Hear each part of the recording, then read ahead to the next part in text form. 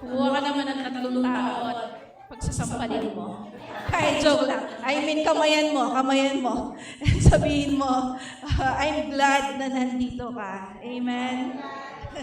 Okay, joke lang po yan. Huwag mo sampalin. Kamayin lang, kamayan.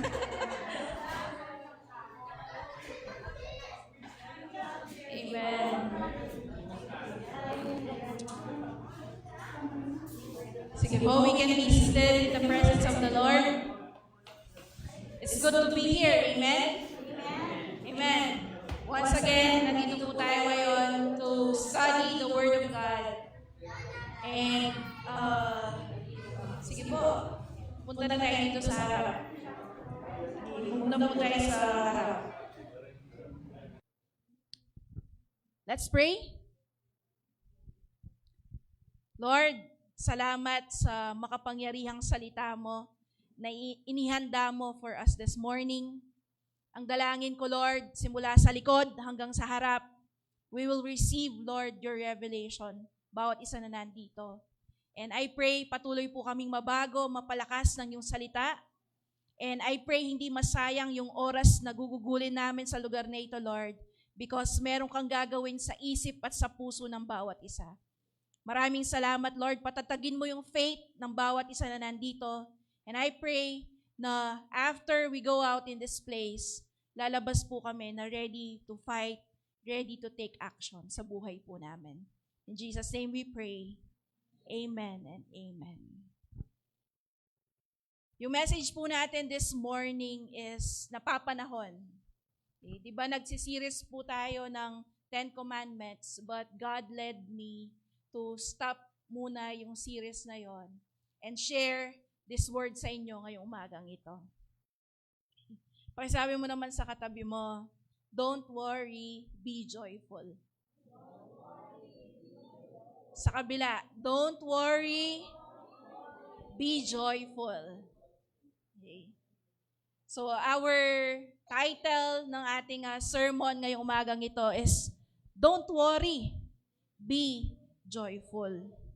Okay? The key text na ating pag-aaralan ngayong umagang ito is coming from Philippians chapter 4, verse 6. Sabi pong ganyan, do not be anxious about anything, but in everything, by prayer and supplication and thanksgiving, let your requests be made known to God. Sa Tagalog, ang ganda din. Huwag kayong mag-alala sa anumang bagay. Sa halip, ilapit sa Diyos ang lahat ng pangangailangan nyo sa pamamagitan ng panalangin na may pasasalamat. Amen. Alam niyo po, hindi ko lang pinipreach ang word na ito sa inyo this morning, but I'm also preaching to myself. Because personally, naranasan ko na for how many days, I have sleepless nights because I'm worrying. And alam niyo po, ang pag-worry is like sitting on a rocking chair, yung patumba-tumba. Okay? Galaw ka ng galaw, but wala kang pinupuntahan. Can you relate? Can you relate? Naranasan niyo na po yun? Yung ikot ng ikot yung isip mo, play ng play, yung bagay na wino-worry mo, pero wala naman talagang nangyayari. Amen? No? And, ang sabi pong ganyan, ang worry, malulugi ka. Bakit? Kasi, hindi pa nangyayari yung problema, nagpa-practice ka ng mag-panic. Amen? At alam niyo po ba, 9 out of 10 ng wino-worry mo ay hindi naman talagang mangyayari. Ayon po yan sa survey or pag-aaral. Less than 10% ng wino-worry mo ang talaga lang mangyayari. No? Iniisip mo, ay baka magka-cancer ako. Lumipas na ang maraming taon, hindi ka namatay sa cancer, namatay ka sa heart attack. Dahil sa pag-worry at pagpapanik. Amen. And alam niyo po, ang worry is parang buffet. Ikaw na lang ang mananawa sa dami ng worry sa panahon natin ngayon. Let me give you an example. Unang-una, pag nagpunta ka sa grocery, No, last week, nag-grocery kami ng nanay ko. Punta kami General Sindalan. Sinali ko mo sabon, 3,000 niya yung binayad ko. Sabon niya, yung seli niya. Kung kanya, sabon, taba. May 3,000 ko. Sabi ko, Lord, akong makanyan. Dati ako niyang bayo kong kasal. 2 weeks ng grocery, it's only 2,500. Ngayon, isabon pa, 3,000 eh. Amen. It's a valid concern. Tama po ba? Hindi tumataas ang sahod, ang kinikita, pero doble na ang cost of living. Amen. No? Now, we are hearing rumors of war. No? Nagigera sa Middle East. Kung ikaw ay, ang trabaho mo, related sa pagkakaroon, di ba, ng gas, yung mga nagsiservice, no? Nag-grab. Amen? Di ba, affected po tayo. Pumunta kami kahapon sa Bulacan for my preaching class. No? And sabi namin ni Kuya Abe, himala, alang traffic. Kasi sabi na, magtipid lang gas rin tao. Ako, elabisang, mako. Amen? Alam nyo ang tinaas ng gas? Almost 20 pesos na yata. O ang diesel, mas malala. No? Dati, gustong-gusto natin ang sasakyan na diesel dahil mababa ang presyo ng diesel. Pero ngayon, yan ang pinakamataas. No? So, that's cause us to worry. Amen? Kaya naman, kung ikaw ay nagtatrabaho, wino-worry mo na baka tanggalin ka, mapalitan ka ng AI. No? Yung mga automation. Ang daming worry. Amen po ba? O kaya naman, kung ikaw ay nakatira sa medyo hindi kagandahan na lugar, ang daming nagda-drugs. Maririnig mo ang mga tao, buti pa nung nandyan ang dating presidente, hindi talamak ang ganyan, natatakot sila. Ang daming worry. Amen. O kaya naman, kung ikaw yung tao na conscious sa sasabihin ng iba, wino-worry mo na baka naka-offend ka. Diba? Ano na lang kaya ang sasabihin nila? That's also cause us stress, anxiety, and worry. Amen? Ano kaya ang sasabihin ng kamag-anak ko, ng kaibigan ko, kaklase ko? Amen? It causes us to worry and panic. And sabi nga pong ganyan, alam niyo po ba kung kailan pinakamalakas ang worry? Tanong niyo kailan? Tuwing gabi. Tahimik yung bahay, tulog na yung lahat, no? Yung asawa mo tulog na, mga anak tulog na, nanay, tatay, no? Yung mga kasama mo sa bahay. Pero ikaw gising ka, nakatitig ka sa kisame, nagmumuni-muni at iniisip-isip yung mga problema mo sa buhay. Tingnan mo yung katabi mo. Baka yung kanyang eye bags hanggang dito na dahil sa puyat ng kakaisip. Amen? Tinatanong mo, paano kaya yung trabaho ko? No, mag-resign na kaya ako? No, paano ako pag tumanda ako? Paano ako pag nagkasakit ako? No, paano na yung pamilya ko? Para pong pelikula na nagre-replay sa ating kaisipan, yung ating worry, yung ating mga agam-agam, yung ating pong mga anxiety. And may tanong ako sa inyo. Ayan, yung mga nasa likod. Meron akong tanong sa inyo. Sabi ganyan ng Matthew 6:27. Which of you, sino sa inyo, by being anxious, can add a single hour to his span of life? In NLT, sabi, can all of your worries add a single moment to your life? Sino po sa atin ang makakapagpahaba ng kanyang buhay ng kahit kaunti sa pamamagitan ng pag-aalala? Sagot? Wala. Amen? Kahit isipin mo ng isipin, kapatid, yung wino-worry mo, walang mangyayari. Amen? Alam mo kung anong idadagdag niyan sa buhay mo? eye bags, wrinkles, puting buhok. Amen? Yung 25 ka pa lang, mukha ka ng 50. Tingnan mo yung katabi mo. Mukha pa bang 18 yan? Baka mukha na siyang 30. Amen? So, Ate Wilma, sabi mo kanina, be joyful. Diba? Don't worry, be joyful.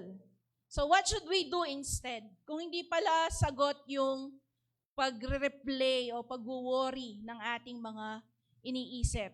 Okay? So, sabi ng Philippians 4:6, huwag kayong mag-alala sa anumang bagay. Sa halip, ilapit sa Diyos ang lahat ng pangangailangan nyo. So, number 1 is, we should pray. Okay, sabi mo sa katabi mo, pray. No? And, ang sabi pong ganyan, sabi, di ba, in everything by prayer, let your requests be made known to God. So, hindi po sinabing some things lang, but sinabi, everything. Lahat ng wino-worry mo. Okay? Yung crush mo, yung nililigawan mo, di ba? Yung mapapangasawa mo, yung future ng family mo, yung future mo, amen? Yung health mo. Sabi nga yan, everything. Lahat ng pinapangambahan mo. Pray about it. Amen? Instead po na mag-worry, ilapit natin sa Diyos yung pangangailangan po natin. Let your requests be made known to God. Amen? Alam niyo po yung worry, that's the signal na kailangan mo nang mag-pray. Amen? As a pastor, pagtatayo po ako dito, I also have worry. Tanong nyo ano? Okay. Ang iniisip ko, nabubusog ko ba kayo ng aking sinishare? Yung bang inihanda kong parang pagkain, spiritual food, is enough. Na paglabas mo dito, you have the enough energy to face the week. And even after I preach, I often feel na I'm so inadequate. No? Parang kulang, I'm not enough. And alam nyo, ano pong tinuturo nun? Ang tinuturo lang nun is magdepende ka kay Lord. Amen? Kasi pag hindi ka na kinakabahan, kumbaga parang mayabang ka na as if kaya mo na yung ginagawa mo. Amen? Kaya po, every time that we worry, it's a signal for us to call upon our Father. Amen? Imagine po ninyo, meron kang dalang-dalang 50 kilos ng sako ng bigas. Yung sako ng bigas na yan yung nagre-represent ng worries mo in life. Di ba? Parang bigat, sobrang bigat nun. Hindi mo kayang maglakad. No?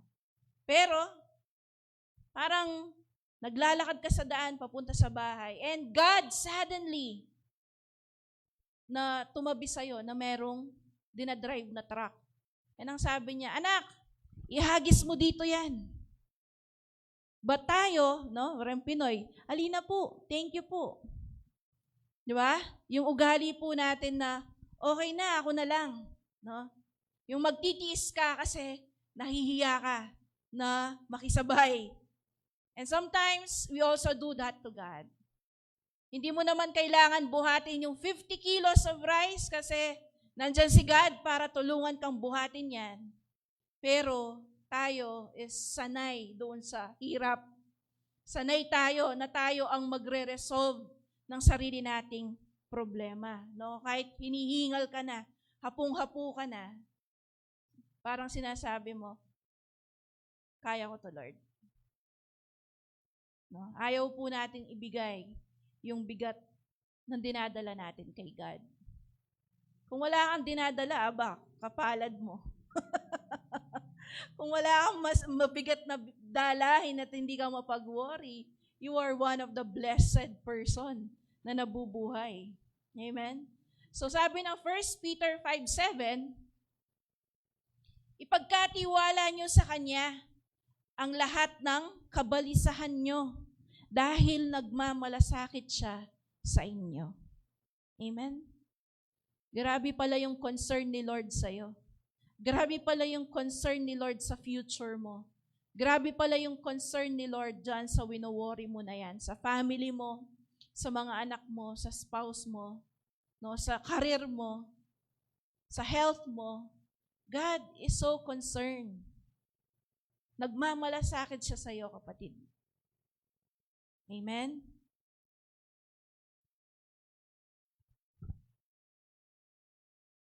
Sabi pa pong ganyan in English, cast all your anxiety on Him because He cares for you. Hindi po sinabi ng Diyos na manage your anxiety. Ang sinabi niya, cast it. Ihagis mo sa akin. Akin na yung bigat na yan, anak. Bakit ka nagtitiis na dalhin yung bigat na yan? E nandyan naman si Lord. Amen? So ano po ang result kapag natuto tayong ibigay sa Lord yung ating mga dalahin, pangamba, concern, worry? Sabi ng Philippians 4:7, kapag ginawa nyo to, bibigyan kayo ng Diyos ng kapayapaan na siyang mag-iingat sa puso ninyo at pag-iisip dahil kayo'y na kay Kristo Jesus. Grabe. Wala po tayong mabibiling 1 kilong peace sa labas. Amen? Kahit gaano ka po kapera, kung wala kang peace, masyadong mahal ang binabayaran mo. Amen?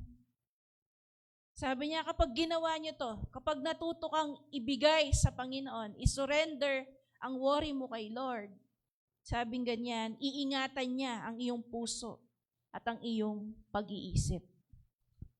I believe the Lord wants us to advance this year.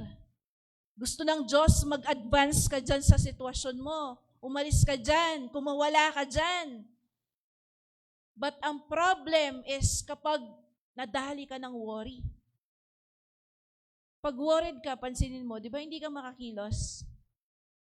Hindi ka makagawa ng action doon sa problem mo. Worry ka lang ng worry. And sometimes it translates even in your physical body. Tang malamangalgal ka. Diba? Pansinin mo yon, yung sobra talagang anxiety mo, panic mo, nag-a-affect na siya sa katawan mo. Magasid ka. Diba? Kami papatudtud. Amen? Kaya, sabi pong ganyan, Psalms 55:22. Ibigay mo sa Panginoon ang iyong mga alalahanin at aalagaan ka niya. Amen?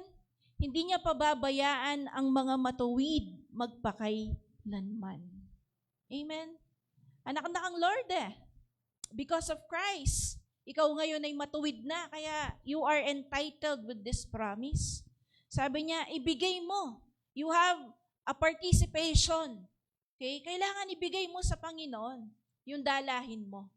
Diba? Mahal pa kaya ako ng asawa ko? Diba? Mahal pa kaya ako nito? Nabawasan na yata yung love niya sa akin. Amen? Amen. Mga nanay, tatay, di ba? Aalagaan kaya ako ng mga anak ko pag tumanda ako? Sino kaya ang magiging katuwang ko? Amen.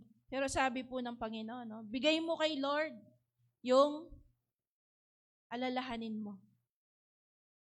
And sabi ng James 5:13, yung sinabi ni Joy kanina, meron bang dumaranas ng paghihirap sa inyo? Meron po ba? Taas natin yung ating mga kamay. Wala. Wow, praise God. Talagang perfect po ninyo. O baka nahihiya lang. Okay? Sabi niya, dapat siyang manalangin sa Diyos. Kung meron ka daw dinaranas sa paghihirap, dapat kang manalangin sa Diyos. Kasi ang totoo po niyan, anxiety kills our strength today. Yung dapat lakas na gagamitin mo to resolve that issue, that concern, nakukuha na ng worry. Amen? Para kang natutuyo. Nawawala yung joy. Amen po? Kapag tayo ay nagwo-worry. Sabi ng Proverbs 12:25 yan Anxiety weighs down the heart. No, ang worry po ay parang magnanakaw. Hindi niya po kinukuha yung problema. Ang kinukuha niya yung joy, yung peace, and even our energy to face the day. Amen? Kaya sabi ni David, kapag ako'y natatakot, sa inyo ako magtitiwala. Yun po pala yun. Kapag pala the more that you worry, the more that you should trust God. Amen? Amen. Magtiwala po tayo lagi sa Panginoon dahil siya yung ating batong kanlungan. He is our fortress. He is our strong foundation. Amen. Kaya kahit ano pong marinig natin na masamang balita, ang atin talagang our shield, pananggalang, is pananalangin. Amen? Anong gagawin mo kung nagigera ang US at ang Iran, di ba? Ang Israel sa Middle East? Kaya mo bang pigilan ang mga missiles? Pero worry tayo ng worry. Amen? So, whatever we cannot control, pag-pray mo na lang. Amen?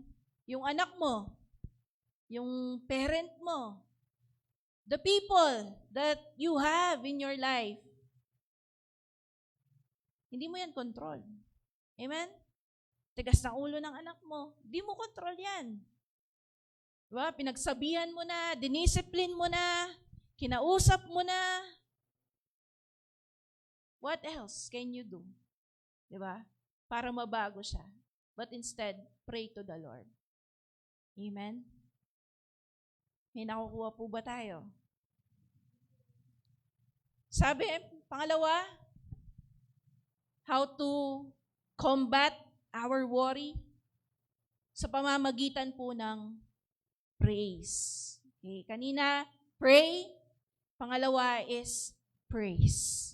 Philippians 4:4, sabing ganyan, maggalak kayong lagi sa Panginoon.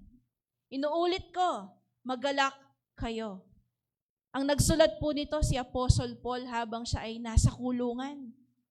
Imagine that, inuutusan niya ang mga taga-Philippians church na magsaya, mag-rejoice, magkaroon ng kasiyahan, maggalak, in which in fact, siya ay nasa kulungan at hindi niya alam kung siya'y bibitayin na.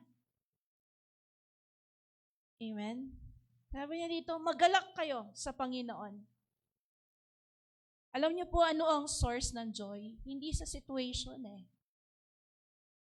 Ang source ng joy natin is si Lord. Amen? The person of our Lord Jesus Christ, no? Siya mismo po ang joy po natin. Amen. Ito po lagi kong, naalala ko ito doon sa couples retreat natin dati. Senior ni Pastor Alvin Lapus. Sabi niya, pag bumili ka ng 1 kilong kamatis, saan ka mas masaya? Doon sa binayaran mong 1 kilo o doon sa dagdag na binigay nung tindera? Doon sa dagdag, di ba po? Amen? Alam niyo po, if you will treat everything in your life as a bonus, kasi hindi mo naman deserve yan magiging masaya po tayo, magiging kontento po tayo. Mapapasalamat ka na lang kay Lord. Amen? Kasi alam niyo, kapag meron po tayong entitled mentality, nawawala yung pagpupuri, nawawala yung gratitude. Kasi ang isip mo, dapat ko naman itong ma-receive. Dapat lang. There's no gratefulness, there's no thankfulness. Pero pag iniisip mo na, dapat wala ka naman anak, dapat wala ka namang ganyang trabaho, dapat wala ka namang bahay, dapat wala ka namang sasakyan, pero by the grace of God, sa kanyang pag-ibig sa'yo at awa, binigyan ka niya ng ganyan, you will always have that praise. You will always have that gratitude. Amen.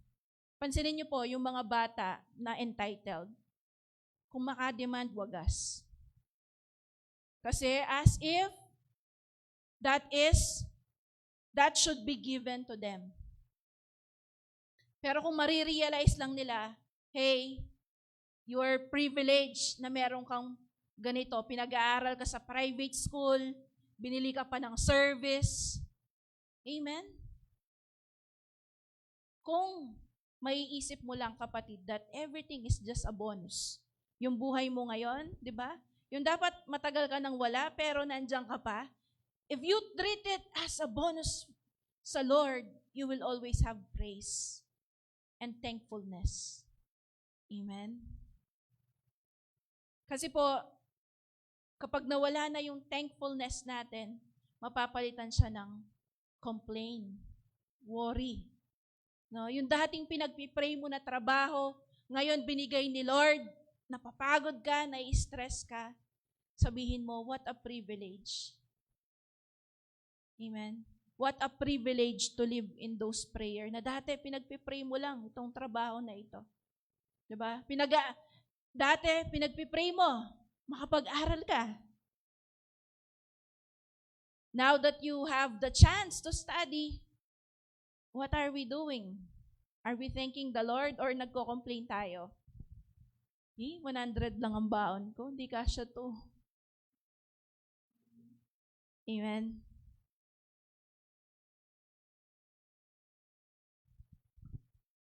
Praise.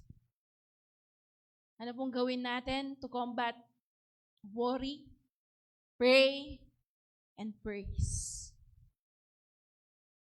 Sabi pong ganyan, kung meron po kayong piso or sentavo, kapag nilagay mo siya malapit sa mata mo, okay, matatakpan niya yung araw or yung light na tinitignan mo. Because napakalapit niya. Diba? Meron kang coin, sige, try mo. Pag malapit yung coin sa mata mo, matatakpan niya yung light. Amen. Maliit lang yung coin, pero kaya niyang takpan yung araw. Because napakalapit sa mata mo. Tama? Amen? Ganun po yung worry. Kapag yan yung pinag-focusan mo, kaya yan takpan yung light. Yung parang ang dilim na ng buhay mo, wala ka ng pag-asa. Kasi ang lapit nung problema. Ang laki nung problema. Kasi yun yung minamagnify mo. Yun yung pinapalaki mo. Yun yung pinag-focusan mo. And praise fixes our perspective. Bakit kailangan mo ng praise? Para maayos yung perspective mo na ang Diyos is mas malaki compared sa wino-worry mo. Amen? Meron po bang mahirap sa Diyos? Wala po, di ba? Sabi ng 1 Thessalonians 5:18, give thanks in all circumstances. In good times, in bad times, give thanks to the Lord. Amen? Tignan niyo po si Job. Kung babasahin niyo yung buhay ni Job, wala naman siyang kasalanan eh. But he got tested, yung kanyang faith. No? Nagkaroon siya ng problema dahil pinagmalaki siya ng Diyos kay Satan. Sabi niya, tignan mo yung anak ko na yan. Mahal ako niyan, masunurin yan sa akin. What if? What if? Yung palang pinagdadaanan mo na problema, it's not because you are bad, meron kang ginawang masama, but maybe, pinagmamalaki ka pala ng Diyos. Amen. Kaya give thanks daw in all circumstances. Romans 8:28, in all things, God works for the good of those who love Him. Hindi po sinabi na all things are good. ang sinabi is, God works good through all things na nangyayari sa buhay po natin. Kapag kumain ka ng matamis, puro matamis, di ba nakakasuya? Amen? Boring. Di ba? So, ganun din po ang buhay. Kaya sumasarap ang buhay dahil hindi lang puro tamis. May alat, may pait, may asim, amen? May spiciness. Kaya sumasarap yung buhay. At ang maganda po dyan is that hindi naman nagtatagal ang paghihirap. It's just a season na pagdadaanan po natin. Amen? Kaya sabihin mo ulit sa katabi mo, don't worry, be joyful. Amen? Dito na po ako magwawakas. Yung pong storya nung naglakad sa lubid. Di ba po sa mga Guinness Book of Record, mga ganyan, no? Kung naalala niyo pa yung mga show na like Ripley's Believe It or Not, mga ganon. So, yung mga tumatawid sa lubid. Okay? So, itong tao po na ito, ang galing niya, okay, na tumawid sa lubid lang. Okay? And, nag-set up po siya ng pagtawid niya sa isang bangin. Okay? So, yung lubid, medyo mahaba, no? So, sa magkabilang bangin, no? Or edge, doon po nakatali. And, ang daming mga taong nanonood sa kanya. Kasi nga, he's trying to get a new record. Okay? So, nag-start po siya na tumawid. Okay? Sa lubid. Okay? And people are cheering for him. Na, woo! Galingan mo, galingan mo. Okay? So, yung isa na pagtawid niya is successful. Okay? Nakatawid siya from point A to point B. Okay? And then, sabi niya sa mga tao, naniniwala ba kayo na matatawid ko ulit? Makakabalik ako ulit doon? Sabi ng mga tao, yes. Yes, sabi nila. No? So, again, tumawid siya. Okay? Dahan-dahan. Okay? Hanggang marating niya yung kabilang dulo. No? So, sabi ng mga tao, yes! Sabi niya, ang galing mo. No? He was cheered by a lot of people. And then sabi niya, naniniwala ba kayo ulit na matatawid ko yung lubid na ito? Ano sabi ng mga tao? Yes, sabi nila. Okay? So, nakatawid nga siya. Okay? And then, tinanong niya ulit ang mga tao, naniniwala ba kayo na makakatawid ako? Sabi ng mga tao, yes. Okay? Pero this time, kumuha siya ng parang cart. Okay? At sabi niya, kung naniniwala kayo na makakatawid ako dito, sabi niya, halika dito. Nagturo siya ng tao na sabi, yes, makakatawid ka. Sumakay ka dito. Sabi niya. At tatawid tayo. Alam niyo kung anong nangyari? Walang pumayag. Walang pumayag. Alam niyo po kung minsan ganyan po tayo kay Lord. Naniniwala ka na may magagawa ang Lord. Pero gusto mo, ikaw pa rin ang masunod. Diba? Tinatawag tayo ni Lord, halika! No? Tawirin natin itong lubid na ito. Pero, hanggang doon lang pala tayo sa, yes, Lord, I believe. Pero pag totohanan na, ayaw nating tumawid. Amen? Kaya po tayo ay nagwo-worry at nagpapanik. Madali pong sabihin, naniniwala ako, Lord, may magagawa ka. Pero mahirap sumakay doon sa kariton. Amen? Maybe kahit ako, hindi ako sasakay. Di ba? Pero tinatawag po tayo ngayon ni Lord into another level of our faith. Anak, pagtitiwalaan mo ba ako? Matatawid natin to. Amen? Bakit ba natin kayang hindi mag-worry? Hindi po dahil walang problema, hindi dahil madali ang buhay, kung hindi dahil may tagapagligtas tayo. Amen? Hindi dahil magaling ka, kapatid, kaya hindi ka na mag-worry. Skillful na ako man eh. Madiskarte na ako man eh. Anak ko pa naman eh. Di na ako man tipon. Our confidence, our peace is not coming from that. Amen. Hindi mo kayang mag-worry dahil may tagapagligtas ka. Amen. Sabi po ng Romans 8:35-39, walang makakapaghiwalay sa atin sa pag-ibig ni Kristo. Andiyan masyas kabuntok, love na kang Lord. Andiyan nino ka po, tanggap na kang Lord. Amen. Alam niyo, minsan wino-worry ko, Lord, am I doing my best? Parang, Lord, enough ba yung aking ginagawa? Have you ever considered that? Na, Lord, masaya ka kaya pag tinitignan mo ko? Lord, nasisiyahan ka kaya sa buhay ko? Amen?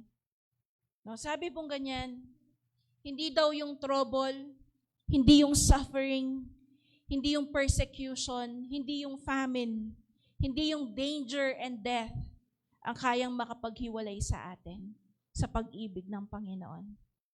Kasi po, ang ating Panginoong Yesus ay namatay na para sa atin. Ano pa ang hindi niya kayang ibigay sa atin? Amen? Tinatanong ko si Kuya Abia kagabi, Chab, sabi ko, kung anak ka ni Henry C., magwo-worry ka pa. Kung anak ka ni Small Laude, magwo-worry ka pa. Anak ka ng King of Kings eh. Anak ka ng may-ari ng universe. Bakit ka nagwo-worry? Amen? Amen.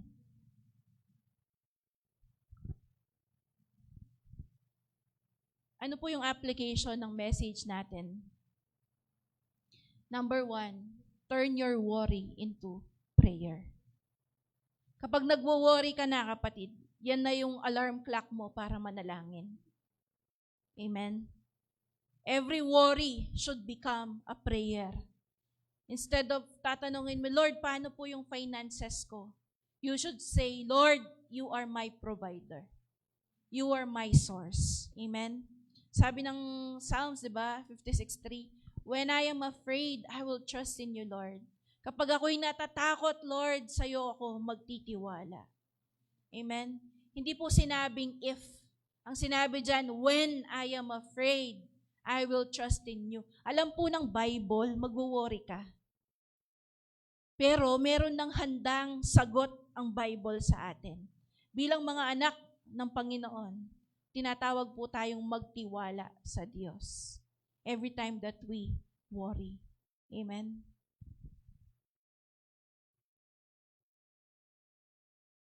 Sabi po ng Matthew 6, kung ang Diyos pinapakain niya ang ibon, how much more ikaw na anak niya? Naka man matamad, mag-aral na ka mang masalese. O ba, sabi ko, minsan pag mag-joke ko, o tintambay mo matekendano. Di ba? Tama po ba? Yung tambayan naman mo matekendano pa. O ikaw magsikap ka. Manalangin ka. You are trying your best. You are living a righteous life. Pabre na kaning Ginoo. Oh, you of little faith. Ananing Matthew 6. Ot kalati mo pananampalataya kapatada na. Pabre na kawaring Lord. Amen? Amen? Alam nyo, ano pong source ng worry natin? Future. Sabi ng Bible, enough na yung araw ngayon, yung worry niya for the day. Kung tutuusin lang, kung iisipin mo lang yung ngayon, Sunday, mangangkang kapote eh. Ating kang kuryente, maka-aircon ka pa. Nakaman dapat mag-worry. Madalas ang worry natin yung future eh. Yung next week, yung next month, pamandarat ang building kuryente, worry mo na, 6,000 niya kanya ng bill ko. 8,000 niya kanya ng bill ko. Alay pa man. Kapilang kami putot kuryente. Every time, di ba? Every month, babayad me. Amen? O kapilang kami lako bakal. Amen. Rang estudyante, di ba? Kapilang kami lako bakal. Amen? God is our provider. Learn how to trust the Father. Sabing ganyan nung kanta, if you don't see God's hand, if you cannot feel His, parang move in your life, trust His heart. Diba? Kasi lalo na po kayong mga parent, you can relate to God. Sabi ng Bible, kung kayo na mga masasama, you know how to love. How much more is your Father who is perfect in heaven? Amen? Nung makwalta kayo mo, for sure, penyali yun ng kotse, sa kende nga anak yun. Peg-ready yun na nga, hanggang karengkya kayong kaapu-apuhan. Tama po? How much more si God? Amen? Kaya sabihin mo sa katabi mo, don't worry, be joyful. Amen? Pray and praise. Amen po.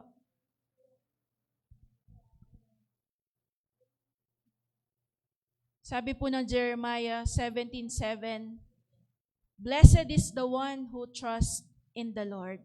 Kasi po, lahat na nagtitiwala sa Panginoon ay hindi napapahiya. Amen? Anya kapatid, napakarining Lord. Always boast in the power of God. Lagi mong ipagmalaki yung kayang gawin ng Panginoon. Hindi yung kaya mong gawin kasi limited ka lang eh. Pero yung kayang gawin ni Lord, ang sabi ng Bible, you cannot imagine it sa taas, sa lalim ng kaya niyang gawin sa buhay mo. Amen? Amen. Kanya, be joyful. Don't worry. Amen? Dati pa naman migigera na. Dati pa naman, sasabihan datang na Lord.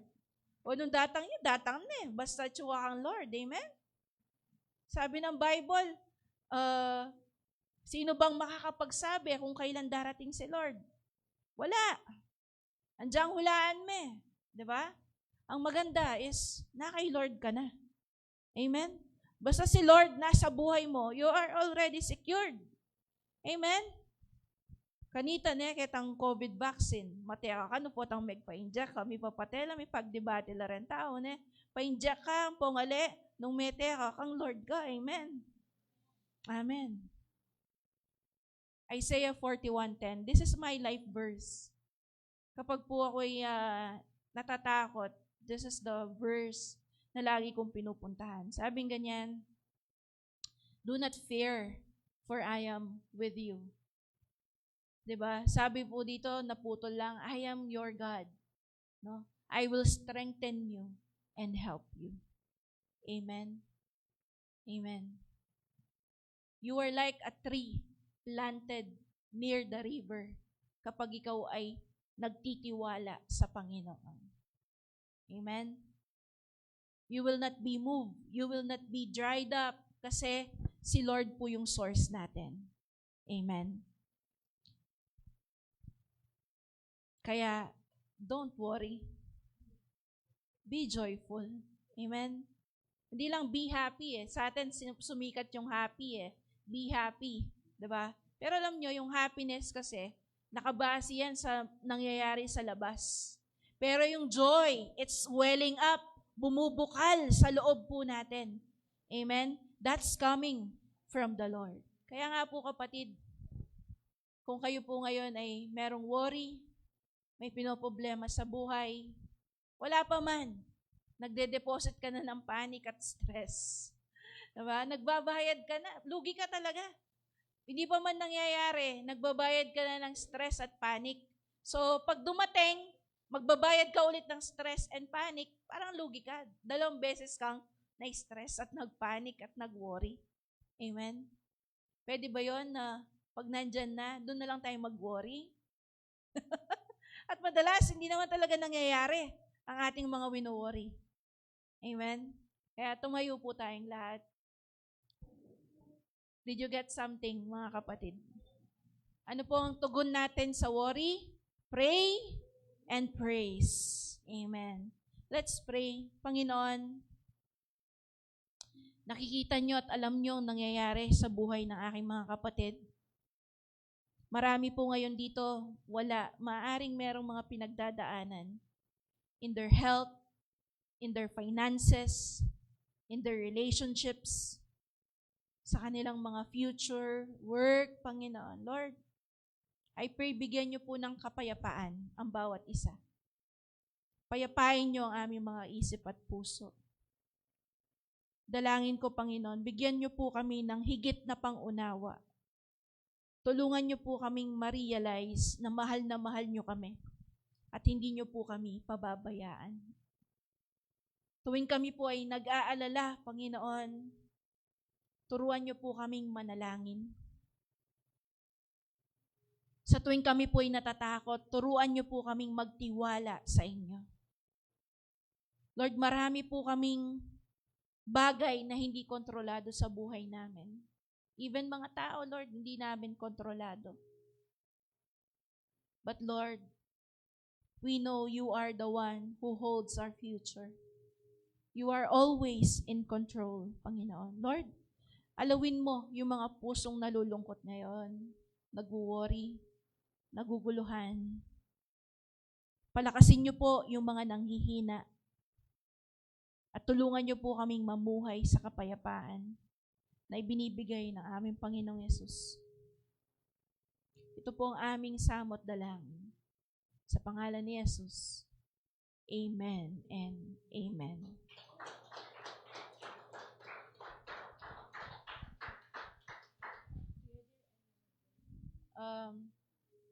Marami pong wala